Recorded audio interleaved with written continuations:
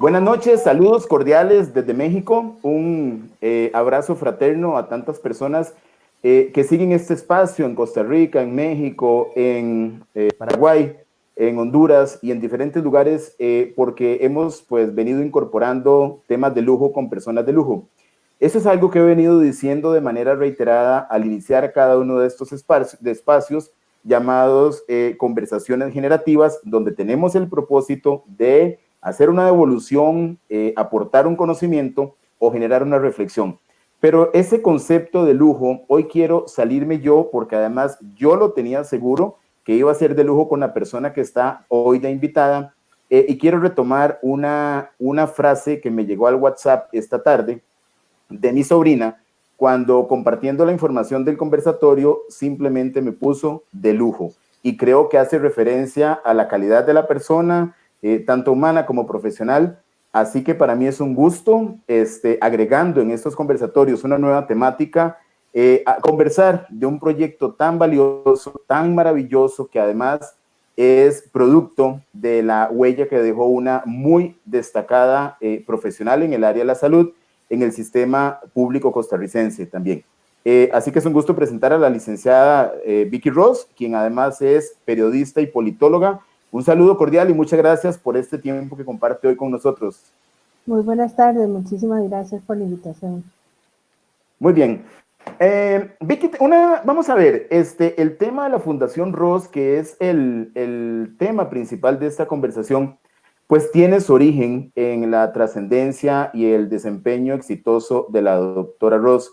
Hoy cuando volvemos a ver el tema sanitario y vemos figuras muy relevantes, y para nadie es un secreto, por ejemplo, la imagen del doctor Salas ante un tema como la pandemia. Alguien me contó que una docente haciendo acercamiento con sus estudiantes en un tema virtual, pues en un fondo de pantalla estaba la foto del doctor Salas. Así trascienden los seres humanos y así trascienden las gestiones.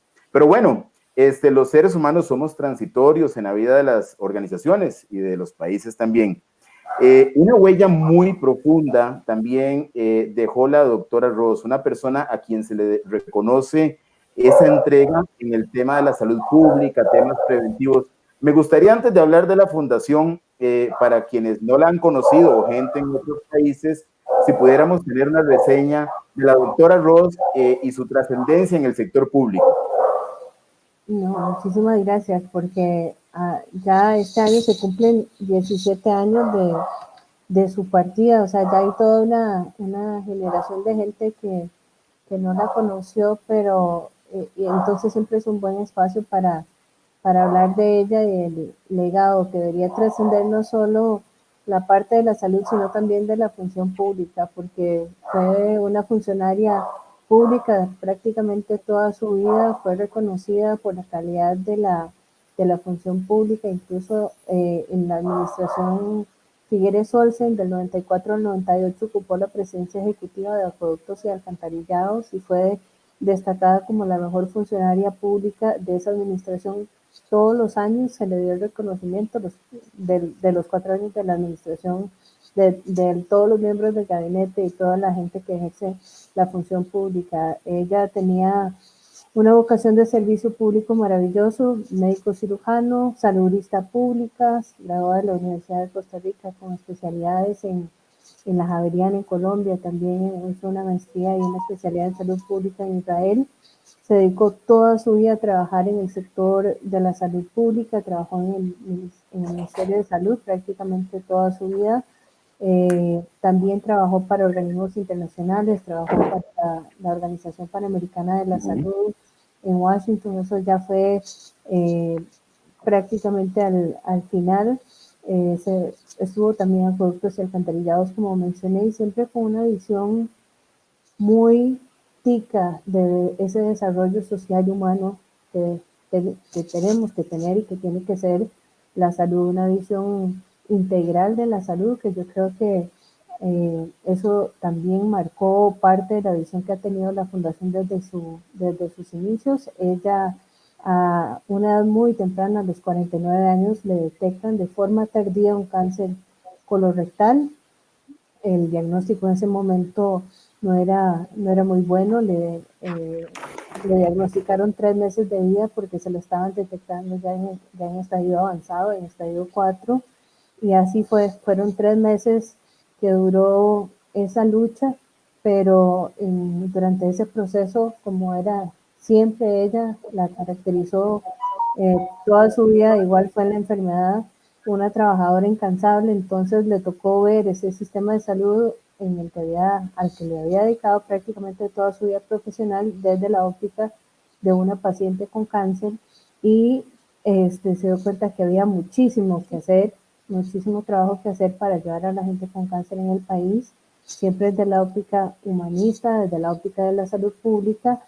Desafortunadamente, como mencioné, el periodo de enfermedad de ella fue muy corto, fueron 3 meses y no le dio chance de emprender ese trabajo, pero familiares y amigos que la acompañamos durante ese proceso quedamos comprometidos, le hicimos esa promesa de amor, de verdaderamente hacer algo por mejorar la situación del cáncer en el país y empezamos a trabajar apenas unos días después de que ella murió. Ella murió el 16 de septiembre del 2003 y nosotros, familiares y amigos, empezamos la labor de la fundación el 4 de octubre de ese mismo año, apenas unos días después de su partida, pero era una persona espectacular, además con un carisma increíble, una mística y una disciplina de trabajo espectacular, y yo creo que esos valores que la caracterizaban y que también eh, humildemente han sido parte de nuestra familia. Mi familia tenía una vocación de servicio público también por generaciones, lo hemos podido imprimir en el trabajo de la Fundación también. Qué maravilloso, trascender, además, vamos a esa continuidad de la vida, ese trascender y ese gran aporte. Conversando con Vicky en la interacción para su participación en este conversatorio, le mencionaba que guardo dos recuerdos muy significativos de la doctora. Además de ser un personaje público, la recuerdo muy comprometida con los festejos populares desde la Dirección General de Salud. También tuvo un abordaje muy bueno de todo lo que se llamaba en ese momento los centros de nutrición, no sé hoy cómo se llaman, pero no solamente es que dirigía, es que la doctora estaba en el campo de batalla y la recuerdo visitando los centros de nutrición, en Zapote, por ejemplo. Pero hay dos recuerdos que guardo muy gratos. Uno fue en una actividad proselitista, cuando la vi con una energía, pero despampanante. Había una oficina de importancia política en la Sabana, cerca del Lice, y una tarde de un sábado la vi con una energía impresionante y pues la vida es así. Sin embargo, guardo muy bien el recuerdo de la doctora con su propuesta. Pero además, en alguna época de mi adolescencia, me dio por algo que era casi, se convirtió casi en un vicio, y era irme en las tardes. Estudiaba cerca de ahí, cuando salía pasaba, o si no, era irme en las tardes de los sábados al boliche Dent en San Pedro. Y recuerdo todos los sábados casi a la doctora Ross en el boliche. Entonces hay imágenes muy bonitas y recuerdos que guardo de ella. Y bueno, mira a la doctora, es la que sale en la televisión, la doctora famosa, pero no tanto por el tema de la televisión y digamos, ese abordaje mediático, sino porque realmente, y eso es algo que usted destacaba ahorita, pues qué interesante pudiese ser que los mismos funcionarios públicos, sin irrespetar a ninguno, sin cuestionar el trabajo que algunas veces también se hace en silencio por parte de muchos funcionarios públicos, pero que también pudiéramos aprender de esa pasión, porque eso no era un tema mediático. Si los medios estaban presentes es porque la doctora generaba un aporte muy, muy importante. Y yo creo que Costa Rica la recuerda, ¿cierto? Ciertamente ya hay una generación, los muchachos que van a sacar la cédula el año entrante, pues ya no conocieron a la doctora Ross, pero sí es muy recordada y tiene su huella, tiene su impacto, y propiamente el Ministerio de Salud, Acueductos y Alcantarillados. Así que pues una lamentable, pero también muy positiva transición para trascender a nivel de algo como lo que vamos a hablar hoy. Así que donde sabemos que está un homenaje y un agradecimiento a la doctora costarricense también por el aporte que hizo.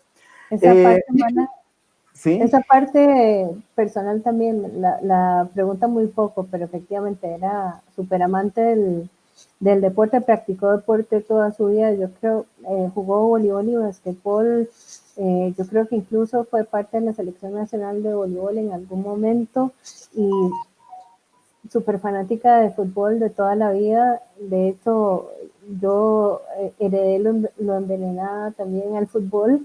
porque no tenía ni un año. Mi tía en su primer matrimonio estuvo casada con Ina Morales, entonces no tenía ni un año. Yo no sabía caminar y me llevaba al estadio y hasta la fecha. Fuimos al Hasta la estadio. fecha.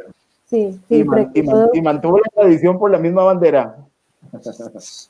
Em, después de apoyar a Tiorlán en Saprissa, se hizo liguista y ahí nos Ah, quedamos. Sí, ahí sí. se quedaron, ya no hay marcha atrás. Muy bien, vamos a ver. El tema de la Fundación Ross es muy conocido porque lo hemos visto hasta en los medios con las marchas y todo lo que se hace, pero mucha gente no lo conoce, también gente fuera de Costa Rica. ¿Cómo nace esta fundación, incluso a partir del deseo de la doctora? Nace a partir de esa promesa que hicimos. Diana además era muy activa en la promoción de una visión muy integral y muy humanista de la salud. Recordemos que nuestro sistema de salud está desde su creación enfocado a una visión más curativa. De hecho, hasta ahora, hasta los últimos años, hemos logrado empezar a transicionar a ver la salud como un proceso integral y ella lo entendía claramente y entendía también eh, que había que buscar la ampliación de la cobertura, la mejora de los servicios, la integralidad de los servicios, que no era solo la parte biológica, sino también era la parte humana y eso se hizo muy evidente también cuando ella empezó a ver el sistema de la óptica de una paciente con cáncer y nos tocaba ver, por ejemplo, casos como señoras que venían desde muy lejos y que les tocaba, como no había campo, no había nada, y eso tenía que ver con el tema de gestión también, le tocaba recibir la quimioterapia sola, en una sillita toda dura, en un pasillo del hospital porque no había,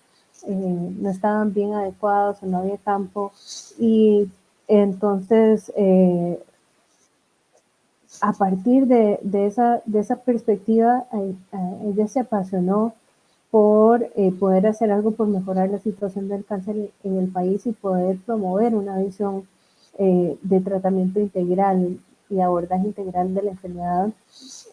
Recordemos que además era salubrista pública y entendía claramente el tema desde esa óptica.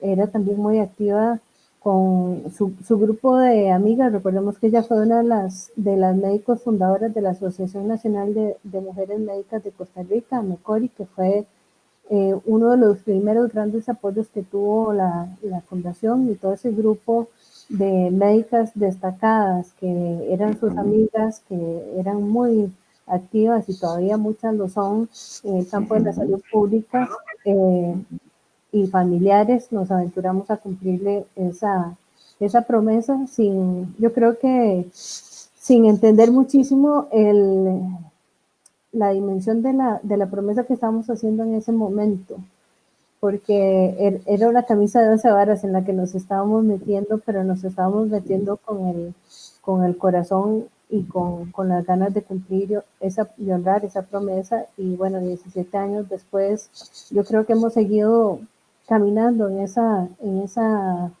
ese camino. Hay muchísimo trabajo que hacer todavía, pero yo creo que en estos 17 años el trabajo que se ha hecho definitivamente ha cambiado la perspectiva del cáncer en el país. Hoy entendemos, todo el país, yo creo que entiende la integralidad de la enfermedad, que no es solo una cosa médica que le pasa a una persona, sino es una situación que le pasa a toda una familia y que no es solo la parte afectada del cuerpo la que tiene el problema, sino que es una cuestión sistémica y esa visión poco a poco a partir del trabajo, mucho a partir del trabajo que hemos hecho, se ha integrado en nuestro sistema de salud, que es una bendición total. Nuestro sistema de salud ha ido mejorando las cosas que hay que mejorar. Todavía queda mucho por hacer, pero hoy por hoy el cáncer en Costa Rica es otra cosa.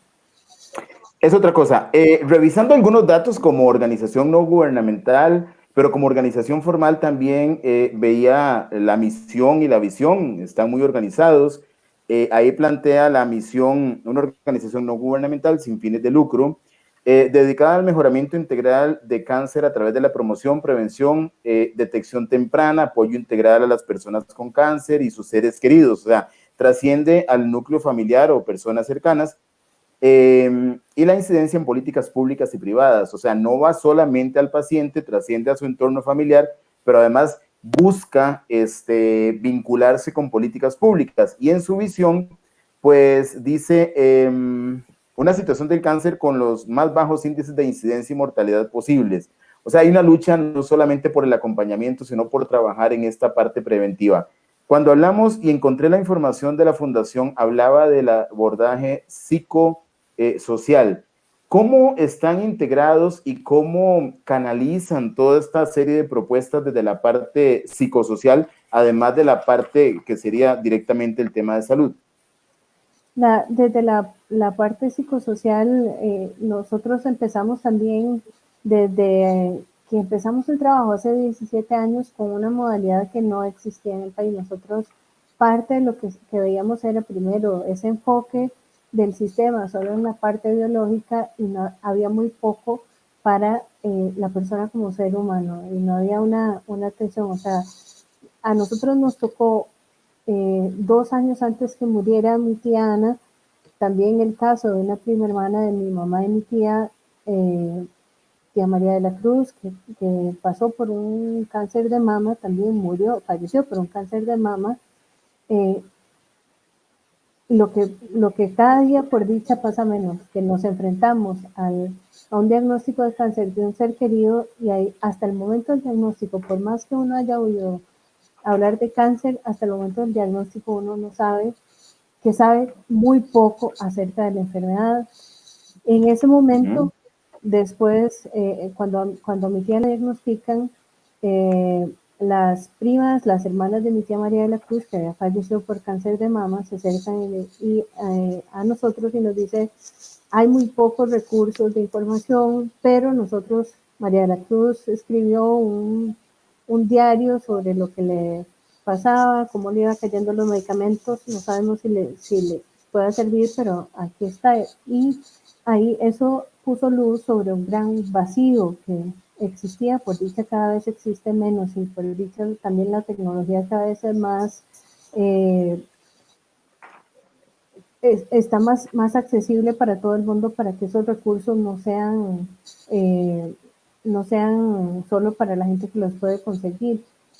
Pero no había información, no había recursos, no se entendía bien la parte psicológica, no se entendía bien la parte social, no había recursos tampoco sobre tratamientos, sobre medicamentos, o sea, todas las preguntas que uno tiene en el momento de enfrentar un diagnóstico, de acompañar a un familiar, era como estar con un machete con poco filo frente a un charral, ¿verdad? Había que empezar a hacer camino por algún lado y parte de lo que empezamos a hacer es con voluntarios ayudar a la gente a navegar por el sistema de salud y eso todavía es una cosa, un área de mejora en nuestro sistema de salud, acompañar a las personas en ese proceso social, en ese proceso psicológico de acompañamiento. Y desde ese momento, desde hace 17 años, había estudios importantísimos que hablaban de la diferencia del desempeño de las personas que tenían una red de apoyo en el proceso de la enfermedad. La diferencia, o sea, la cantidad de mejora era hasta 70% mejor en los pacientes que tenían algún tipo de apoyo, alguna red de apoyo, algún voluntario que las acompañara, algún familiar que los acompañara, algún punto de información que pudieran accesar que la gente que no lo tenía. Y empezamos, lo primero que hicimos esos meses que estuvimos trabajando en el 2003 fue empezar con un proceso de formación y capacitación de voluntariado para dar el acompañamiento psicosocial a las personas.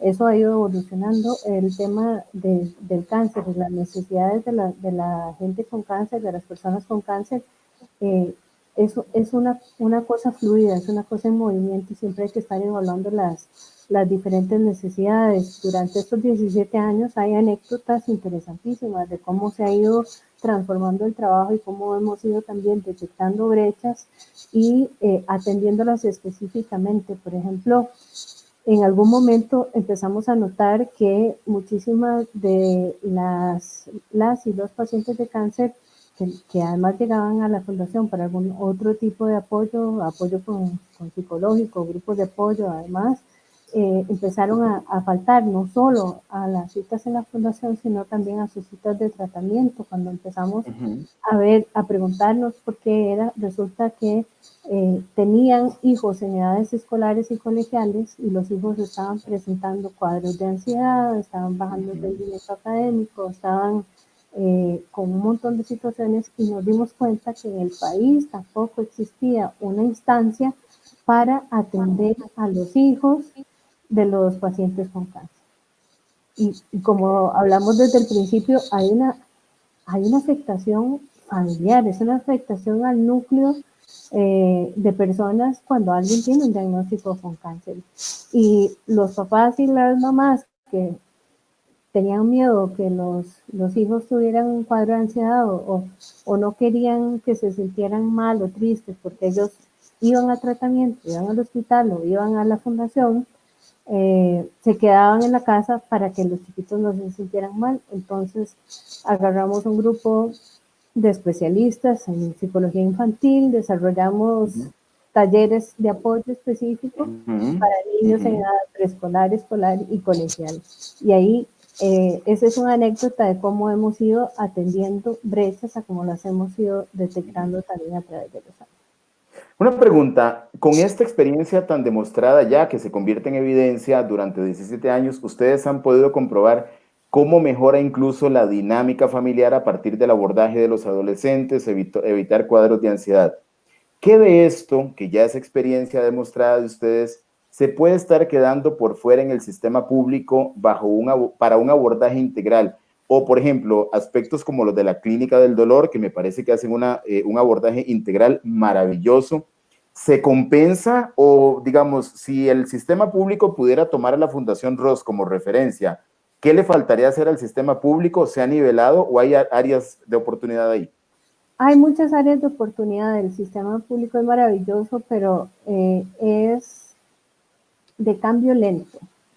Cuando nosotros empezamos a trabajar en el 2003, por ejemplo, en la parte de psicología no era un tema que la caja viera. Empezó a verlo más o menos en esos años, en los años, gracias también a que en ese momento existía el Instituto Costarricense contra el Cáncer, se mandaron a capacitar los primeros especialistas en la parte oncológica y vinieron 2 especialistas en psicología oncológica. Y por ejemplo, en el México, que atiende casi 4.000 personas, casi 4.000 nuevos casos de cáncer al año, todos los años, había dos plazas de psicología para el área oncológica. O sea, 2 personas tenían que atender a los 4.000 casos nuevos, a los casos que existieran y a toda la familia. O sea, no había posibilidad de que eso funcionara.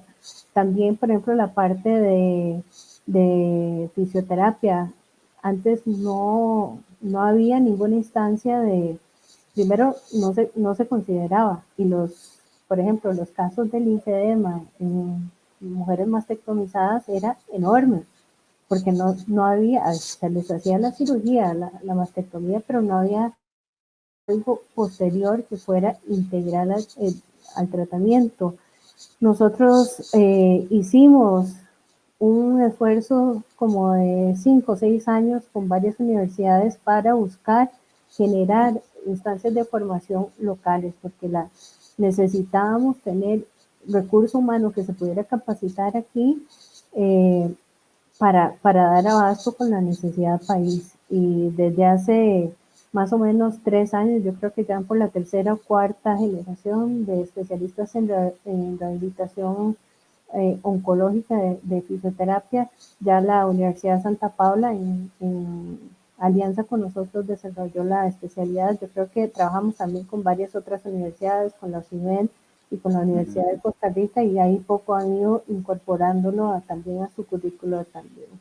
Ya la cantidad de plazas de psicólogos ha aumentado, por dicha. Hay también plazas específicas para fisioterapeutas en el área oncológica. El Hospital Calderón Guardia está haciendo cosas maravillosas en ese sentido. Ya hay interconsulta, algo que por lo que nosotros abogamos durante muchísimo tiempo también, o sea, que el paciente se abordara desde una perspectiva integral, que le dieran citas en nutrición, que le dieran la cita en fisioterapia, en psicología y demás, pero hay todavía podríamos estar haciendo las cosas mejor. Tengo una consulta antes de entrar en algunos detalles muy interesantes como acciones concretas de la Fundación. Al ser ustedes un referente del tema, ¿conocen de estadísticas a nivel general de cuál es el comportamiento, si se ha incrementado, si ha bajado el tema de incidencia de cáncer? ¿Cómo está, al menos Costa Rica como referente? El tema de los datos es interesante. Nosotros a nivel país generamos una institucionalidad que se la desearía cualquier otro lado. Y generamos, y ahí estoy hablando del Registro Nacional de Tumores, que la estructura y la ley que lo crea es referente para todo lado. Por ejemplo, Brasil no lo tiene, México no lo tiene, ningún país centroamericano lo tenía. Panamá lo creó, su Registro Nacional de Tumores, basado en la evidencia costarricense, pero nosotros hemos hecho un trabajo pobre en fortalecer esa instancia y en robustecer esa instancia. Y entonces, por ejemplo, hoy los datos que hay de cáncer son de hace 5 años. Y entonces es muy difícil también hacer política pública efectiva con data que es vieja, data que es tan vieja. Hoy que la tecnología está tan avanzada, deberíamos casi que poder tener esos datos en tiempo real y tener una instancia avanzada. O sea, el Registro Nacional de Tumores debería también tener un componente analítico que nos permita entender cualitativamente qué es lo que está pasando. Nosotros por años hicimos conforme nos daba también nuestras posibilidades financieras, aproximaciones cualitativas al tema. De Costa Rica ha ido mejorando, pero estamos todavía con muchas limitaciones en el tema de la detección temprana y la prevención, que son las claves. Según la Organización Mundial de la Salud, hasta un 60% de los cánceres que se detectan pudieran haber sido prevenidos o tenido mejor pronóstico si se hubieran detectado de forma más temprana. Y 30% hasta un 40% podrán ser prevenidos, y ahí tiene que ver estilos de vida saludables, tiene que ver todo el tema de información, ¿verdad? Todo el tema de educación, y ahí hay una oportunidad enorme de mejora en nuestro país. Deberíamos tener ese primer nivel de atención que tenemos nosotros, también debería haber evolucionado a un sistema de device 2.0, le digo yo, que tuviera la capacidad de educar. O sea, no solo trabajar unidireccionalmente, sino tener una relación simbiótica con la comunidad en la que está, que pudiera educar a la gente. Y la caja con los ATAPs, que los incorporó por ahí de los 80, hace un buen trabajo en ese sentido. Hay que incorporar el tema de cáncer también e incorporar todo el tema de prevención de enfermedades crónicas no transmisibles, que tienen la misma base, estilos de vida saludables. Y ahí Costa Rica mejoraría cualitativamente en el tema de cáncer, en el tema de diabetes, en el tema de enfermedades cardiovasculares, que son ahora que estamos en tiempo de pandemia, es la pandemia de la época moderna. La otra pandemia. La otra pandemia, la pandemia silenciosa. Efectivamente, el tema del abordaje emocional siempre, bueno, fue un cuestionamiento muy personal. El nombre del equipo básico de atención integral en salud, conocidos como EVAIS, y que han marcado un gran avance en la medicina preventiva de Costa Rica, siempre me llamó la atención porque tuve la posibilidad de ver de cerca el funcionamiento de los EVAIS a través de algunos médicos muy cercanos. Entonces, por ejemplo, el componente emocional, siempre me pregunté, pero ¿por qué, por ejemplo, la caja no tiene la misma cuota de psicólogos que de médicos? Si usted se va a la consulta de un EVAIS en medicina general, un día a las 8 de la mañana hasta la hora que den cita, hay una muy alta probabilidad de que muchas personas que están ahí no están obedeciendo a una patología física, digamos, sino a un componente emocional altísimo, temas de hacinamiento, dinámica social, violencia doméstica, que yo creo que si la caja tuviese la posibilidad de instalar en la misma forma en que tiene un médico, un psicólogo, podrían bajar la fila enormemente, pero también el tratamiento podría ser más efectivo y no tan correctivo desde esta otra parte.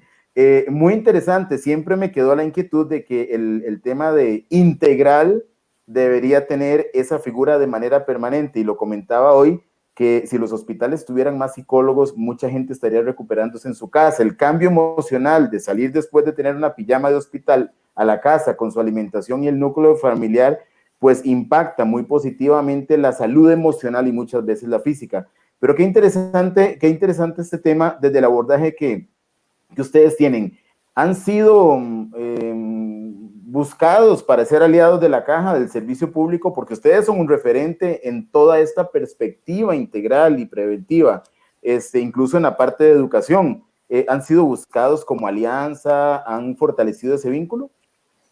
Ha costado muchísimo. Y yo creo que tenemos algo en nuestra idiosincrasia que todos lo sentimos como competencia. Nosotros, yo creo que el sector civil nunca tiene que ser competencia. Las ONGs como la nuestra estamos para atender las brechas que existen en la aplicación o la falta de política pública, y ahí es una visión que se popularizó y se entendió desde la década de los 70 en Europa, que es la generación de política pública en redes, y es básicamente incorporar una visión plural a ese proceso de política pública. Hay gente con la que hemos trabajado maravillosamente, hay otra gente que se siente amenazada, no por la fundación, sino yo creo que en general por el sector civil, pero yo creo que en general ese también es una buena área de oportunidad de mejora para trabajar en nuestro país, una nueva forma de hacer política pública que sea plural, que sea más abierta, no esa forma vertical y que se hizo hace muchísimo tiempo, que había una estructura muy vertical en la que se tomaban decisiones sin incorporar la complejidad. Y yo creo que ha habido gente que sí lo ha entendido de esa manera. Yo creo que también que ha hecho falta en nuestro país regulación en el tema del sector civil. Tenemos muy poca regulación, entonces también es lidiar con elementos muy dispares. Hay gente que tiene muy buena voluntad, pero muy pocos elementos para aportar. Hay gente que no tiene buenas intenciones también, que está en el sector civil, y es difícil cuando todo se entiende, cuando las herramientas que tenemos para entenderlo son muy pocas y a todos los entendemos igual. Yo creo que también debería haber más regulación en ese sentido para entender a la gente que tiene buenas intenciones y buena capacidad de aportar, que no está introduciendo elementos como intereses espurios en la conversación de generación de política pública para que sea más efectiva. Tengo una inquietud y creo que puede ser hasta un sentir popular. Vamos a ver, hace un ratito usted nos hablaba del tema de la estadística. Quizás estamos atrasados en estadísticas que nos permitan tener información más oportuna para la toma de decisiones. ¿Tienen ustedes datos sobre investigaciones que nos aclaren algo que es como, pero ¿por qué tanto caso sorpresa? ¿Es un tema educativo, preventivo? ¿Sucede algo con la población, hábitos alimenticios? Se hablaba en la zona de Cartago de aquel tema de la leche y cosas como estas. ¿Tienen ustedes datos, digamos, que nos puedan aportar para buscar esas respuestas, que a veces nos quedamos sin respuestas? ¿Cómo puede ser a última hora tan avanzado? ¿hay algo que a nivel de investigación se pueda estar identificando estos comportamientos? Sí, pero los datos están atrasados. Yo creo que deberíamos hacer un mejor trabajo para poder identificar eh, ese tipo de cosas y también para hacer una política pública más efectiva, más dirigida a las cosas que de verdad necesitan atención y también invertir muchísimo más en la parte de investigación. Por ejemplo, aquí hace cuántos años se hace el Estado de la Nación. Yo creo que cumplió 27 años el programa del Estado de la Nación en nuestro país. Se ha incorporado elementos de los pilares esenciales del Estado de Derecho costarricense a ese programa, como el Estado de la Educación, el Estado de la Justicia, y hasta la fecha no se ha logrado integrar un reporte de un estado de la salud, siendo uno de los grandes pilares de la sociedad costarricense. Yo he ido al programa del Estado de la Nación a abogar por que se haga esto y la respuesta es que todavía no hay fuentes de financiamiento para lograr eso, pero qué tan esencial y qué verificar que la apuesta que hizo Costa Rica hace más de 70 años de apostar por la educación y la salud sea eficiente, sea eficaz y que esté cumpliendo los objetivos. Y yo creo que ahí tenemos que tener muchísimo más inversión social en el tema de la investigación y la vigilancia. Bueno, hay más que hacer en el área de salud. Creo que la atención es oportuna y rápida, pero ¿sufren estos pacientes también de algunas lentitudes en ese proceso de servicio pronto, como también pueden necesitar personas de otras áreas u otras patologías? ¿O tienen un acompañamiento muy pronto? Sí, el tema de las filas en la caja es un tema que no logramos resolver y ahí voy a tocarlo por encima porque abre la puerta para una discusión más amplia acerca de una gestión más efectiva, pero no lo hemos logrado resolver. El primero y segundo nivel de atención se convierten en un cuello de botella para los pacientes con cáncer que necesitan entrar a ese tercer nivel de atención. Una vez que entran al tercer nivel de atención, la atención que reciben es atención del primer mundo, una atención de una calidad altísima, la misma, si no mejor, si estuvieran tratados en un hospital privado aquí. La atención es verdaderamente de alto nivel y lo que pasa es que esa distorsión del cuello de botella hace que el transitar sea más difícil de lo que tiene que hacer. Se han hecho algunas cosas para mejorar eso. De hecho, nosotros con una gran aliada que fue y ha sido y sigue siendo la doctora Rocío Sáenz, que fue la primera mujer ministra de Salud, también presidenta ejecutiva de la Caja, una de solo dos personas en la historia del país que ha ocupado los dos puestos, por cierto. Cuando ella fue presidenta ejecutiva de la Caja, emitió una directriz. Ella ha trabajado muy cerca y conoce bien el tema del cáncer, es analista pública también. Emitió una directriz ejecutiva de la presencia ejecutiva para darle prioridad a los pacientes con cáncer o a la gente que tuviera una sospecha de cáncer, para que la gente que se dijeran, ese lunar que usted tiene ahí puede ser cáncer, pero lo vamos a atender dentro de un año, se le diera prioridad y pudiera ponerse en los primeros lugares de la lista de espera, porque en el tema del cáncer el tiempo es esencial. Esa directriz sigue vigente hasta hoy y ha sido una herramienta valiosísima en tiempo para la gente que enfrenta un proceso de cáncer. Y eso, mientras el resto de distorsiones, mientras no hemos logrado mejorar de otra manera, bajar las listas de espera y una atención que sea más oportuna, por lo menos ese tipo de herramientas ha hecho que los pacientes con cáncer tengan alguna herramienta para que la atención sea más a tiempo y de verdad ha tenido un impacto de calidad sobre la atención. Sé que ustedes trascienden más allá del área metropolitana. ¿Hay diferencia entre la población de la zona rural con el área metropolitana en esos acercamientos a la parte preventiva? Absolutamente.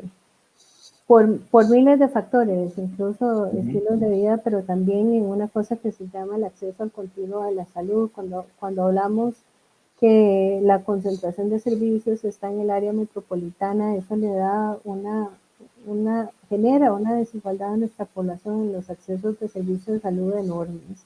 Y eso tiene efectos visibles que no deberían ser. Y, por ejemplo, tendría que revisar los últimos datos, pero hace algunos años hablábamos que una mujer que enfrenta un diagnóstico de cáncer de mama en el área metropolitana tiene en ese momento 74% de posibilidades de sobrevida. Hoy, el año pasado las autoridades hablaron de porcentajes más altos. Yo pedí que me dieran los datos, pero todavía no los tengo, entonces voy a hablar con los datos que conozco. Pero una mujer en ese momento, con esa data que le digo, el limón, frente a ese mismo diagnóstico, sus posibilidades de vida eran 50%. Estamos hablando de prácticamente un 25% menos que una mujer en el área metropolitana, simplemente porque está fuera de esa estructura de concentración de servicios, porque además todos los otros factores que tienen que ver con cuestiones socioeconómicas que impactan la calidad de vida también la afectan de manera dispar. Y ese tipo de cosas son nefastas en un sistema que pretende cumplirle la promesa de bienestar a todos sus ciudadanos, y no tiene por qué ser así. ¿Qué punto tan objetivo? Porque tampoco, vamos a ver, como usted decía, en este balance el paciente es abordado en la parte intrahospitalaria y hablaba del primer mundo, ¿verdad? En temas de calidad de atención y también de la calidad de los profesionales como especialistas que Costa Rica forma.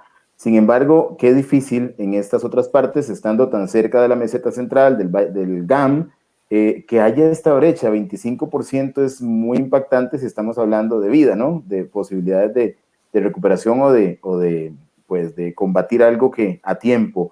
¿Serían los hospitales regionales los encargados de trabajar esta propuesta para trabajar más fuerte la educación, el acercamiento, prevención?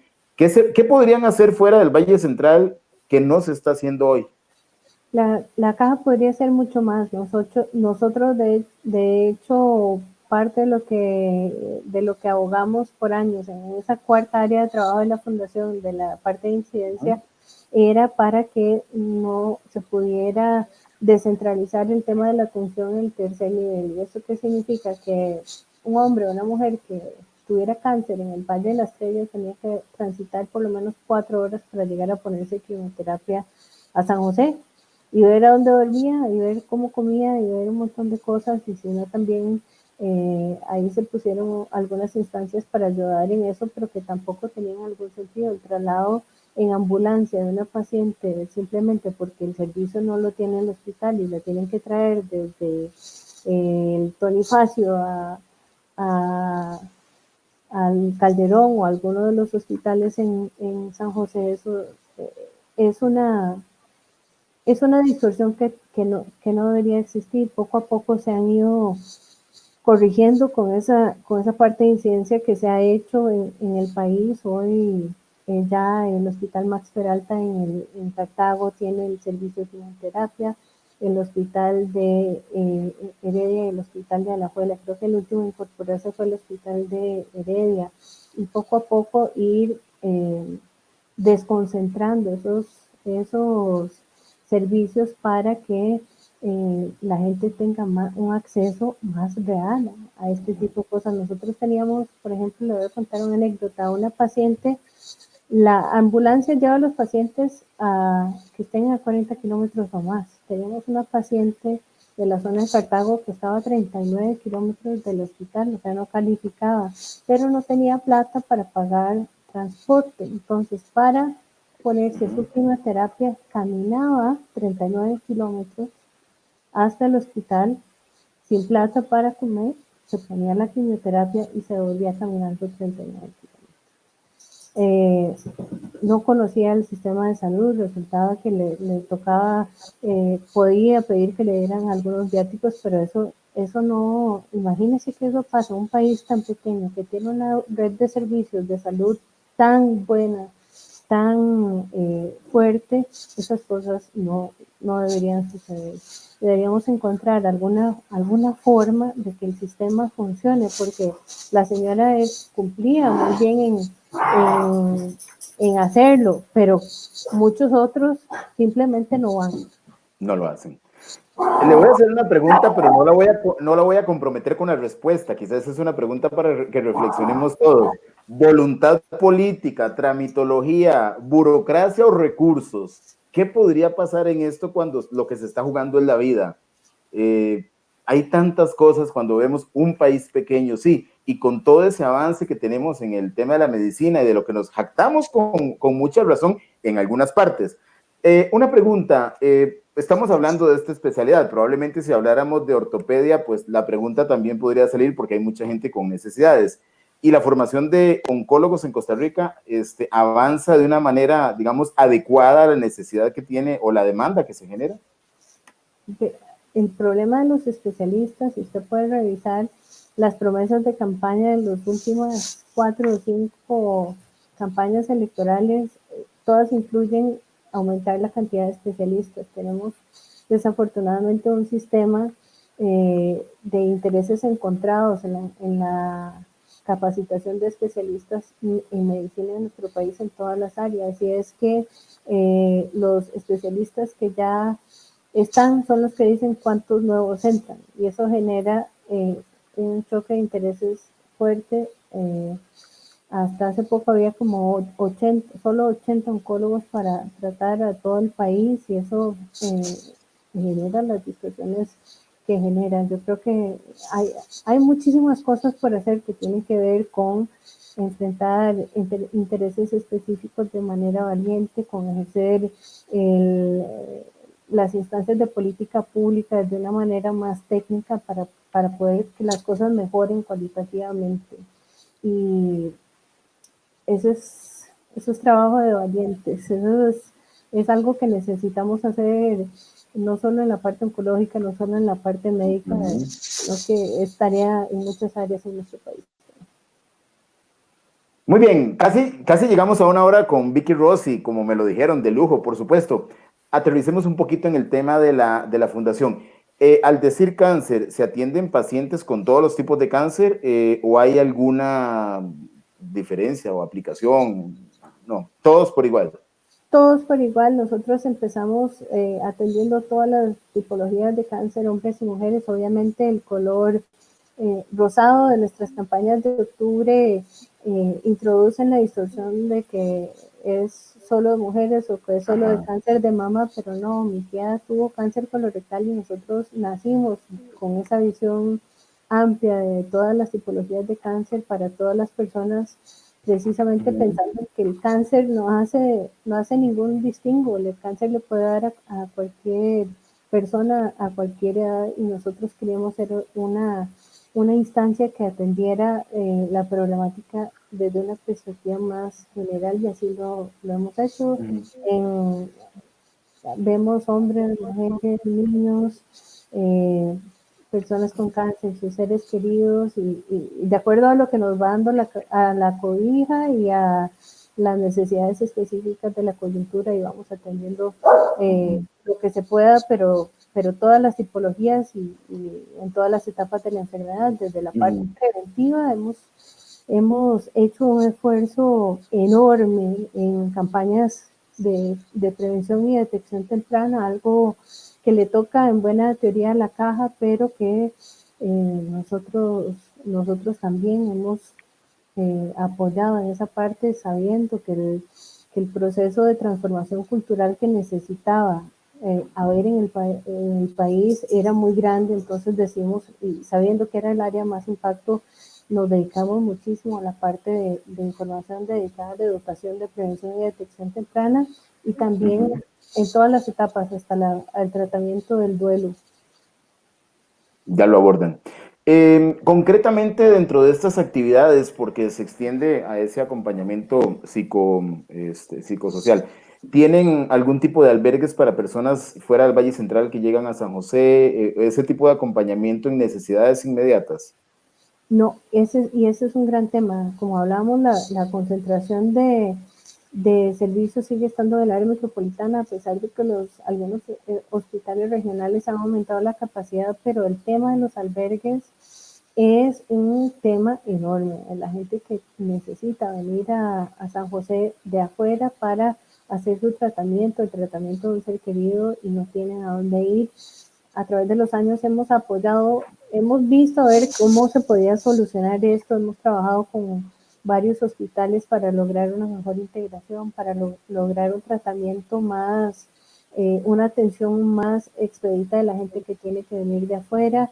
En algún momento tratamos de hacer un proyecto con la Municipalidad de San José, pero las necesidades son tantas que digo que ni un hotel grande este, alcanzaría para la necesidad que existe. Es una necesidad enorme. Entonces, lo que hemos hecho nosotros como una organización sin fines de lucro que además trabaja con pocos recursos es en la medida de lo posible apoyar a gente que tenga albergues. Ahí está doña Flor Cordero, que tiene un albergue de Surgir en Alajuela, está doña Isabel, que tiene también una instancia en San Ramón, y hay otra que está por el Calderón Guardia, también la casa Ronald McDonald, que estos servicios. Entonces tratar de trabajar en red para que estos sean fortalecidos, sabiendo que atienden, que su capacidad incluso es poca para la necesidad país que hay. Alianzas con organizaciones similares con quienes puedan intercambiar información, datos o incluso apoyo económico. Apoyo económico desde hace muchos años es poco. Desde la crisis del 2008, la crisis mundial en el 2008, los fondos en cáncer son escasísimos, para no decirle que casi ninguno.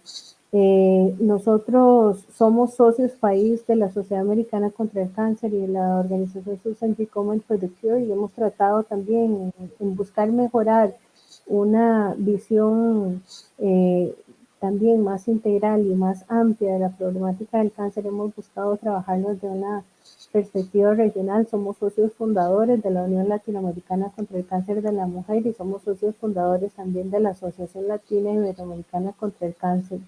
En las dos seguimos participando activamente. Somos también la única organización costarricense de cáncer que es miembro de la Unión Internacional contra el Cáncer.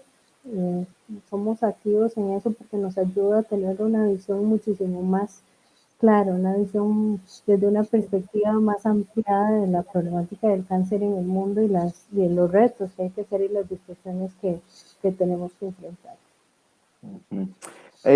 Una pregunta de confianza y de fe. Vamos a ver, entendiendo todo el contexto, el aporte, ser un complemento en la atención que apoya de una u otra forma la gestión que podría hacerse desde el sector público y toda esta experiencia ya demostrada, ¿no ha provocado que gente que está en el poder desde la Asamblea Legislativa se acerque para buscar alguna partida y fortalecer este tipo de cosas? Sí, hemos tenido buena relación con los diputados de las diferentes legislaturas a través de los años. Usualmente los diputados que están involucrados en la Comisión de Asuntos Sociales son los que se nos acercan con proyectos específicos. Hemos trabajado, por ejemplo, trabajamos incansablemente 4 años en proceso de incidencia para que se aprobara la ley de control de fumado. Esa fue una etapa muy interesante que dio unos resultados espectaculares, pero con plata no, hicimos en los primeros años, participamos por una partida específica que se daba a través de recomendación de la Asamblea Legislativa a través del Ministerio de Trabajo y Seguridad Social. En esa instancia de seguridad social hicimos todo el proceso. Duramos 2 años esperando la respuesta y fue una experiencia interesante, por ponerlo de algún modo, porque nos dijeron que nos daban 2 años después de haber metido el papeleo, nos dijeron que nos daban los fondos y nos daban como 30 días para ejecutarlo. Entonces, fue interesante, pero yo creo que esas instancias cada vez existen menos. Y yo le voy a decir una cosa sinceramente, yo creo que para que esas instancias existan correctamente tiene que haber buenos controles también. Y ahí es lo que le hablaba acerca de más regulación en el sector civil para no encontrarnos que le dan un montón de millones a alguna asociación que nadie conoce o alguna de esas cosas que desafortunadamente se han presentado. Entonces, para que exista esto, tiene que desarrollarse la otra parte también. Eso se ha trabajado en otros países. El BID, por ejemplo, desde hace años tiene un proyecto de promoción de los bonos de impacto social, porque el sector civil en el mundo, bien regulado, bien trabajado, tiene impactos sociales importantes. Nosotros en algún momento hicimos la medición de acuerdo a los servicios que teníamos en ese momento. Ya la fundación tiene un impacto social anual genera valor social. O sea, si alguien nos pagara lo que nosotros hacemos, entre 4 y 7 millones de dólares anuales. Lo hacemos con un presupuesto de menos de $100,000 anuales, pero generamos valor social a través del voluntariado, a través de un montón de cosas de ese tamaño. Si la fundación no existiera, ¿quién tiene ese hueco? ¿Quién atiende esas necesidades sociales? Y ese proyecto del BID es muy interesante, los bonos de impacto social, porque es una forma de transparentar y de reconocer el valor social que genera el sector civil, pero de una forma medible, y hacia eso tenemos que caminar, me parece. Proyectos, caminatas, actividades que regularmente se hacen, y también cuáles pueden ser formas en que la gente puede aportar un voluntariado en diferentes campos. Este año estamos con un gran reto. Nosotros prácticamente el 90% de los fondos de trabajo del año siguiente lo generamos a través de la caminata. Este año, por el tema del COVID, no va a haber caminata, entonces estamos tratando de hacer una serie de eventos virtuales y apelando también a la buena naturaleza y a la generosidad de los costarricenses, que en esta forma virtual también nos acompañen para poder generar el capital de trabajo del 2021. Pero sí son tiempos difíciles para la fundación y para todo el sector, tiempos de incertidumbre, pensando en la capacidad que vamos a tener de generar esos recursos para poder seguir generando las instancias de ayuda e incidencia también, para que las cosas vayan mejorando. Vamos a tener una serie de eventos virtuales en octubre, y nada más decirle a la gente que ojalá también nos acompañe de manera virtual, como lo ha hecho de manera presencial a través de los años. Voluntariado, ¿cómo pueden aportar?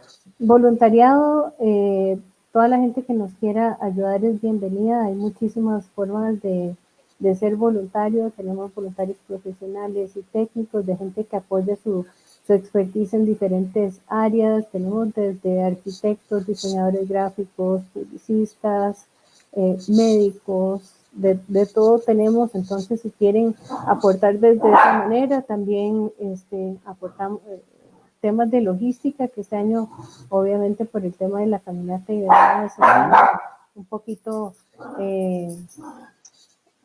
restringidas las posibilidades de aportar desde esa manera. Y también en las partes de atención, seguimos dando atención psicológica, nutricional y de fisioterapia de manera gratuita.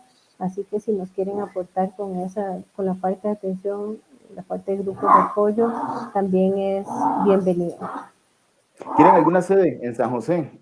Tenemos una oficina en el edificio Centro Colón, es en el quinto piso, la oficina 512. Disculpe por mis perritos que están aquí todos alborotados. Esa es la naturalidad de las redes.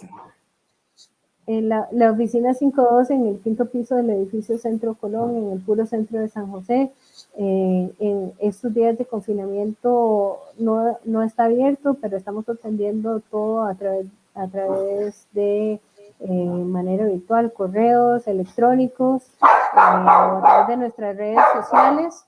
Y cuando ya se relajen las medidas, por lo menos en época de pandemia, estamos de manera presencial con cita de martes y jueves, y pueden sacar cita al 2248 11 2248 1158 2248 1158.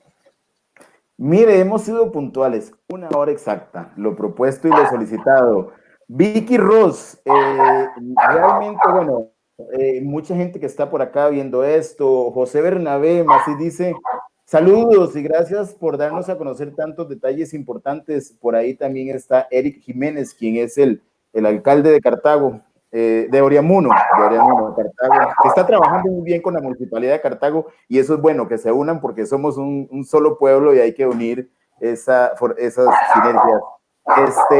Pues muchísimas gracias, no tengo cómo decirle gracias, no de parte de Manuel, sí, de Manuel sí, pero también de tanta gente que detrás de esta información se puede ver beneficiada, hacer conciencia, entender que hay una realidad, pero también honrar la memoria de la doctora en su petición y en su legado, y a ustedes mi admiración por la forma en que han podido hacer que esto trascienda. Ya se institucionalizaron, ya ustedes tienen eco en la historia de un país, y hacer historia en el tema de la salud no es ni tan fácil, ni es la prioridad de mucha gente que le gusta hacer historia en otros campos, pero no trascender en el bien común y en la solidaridad. Así que gracias por su tiempo, gracias por el aporte sumamente valioso.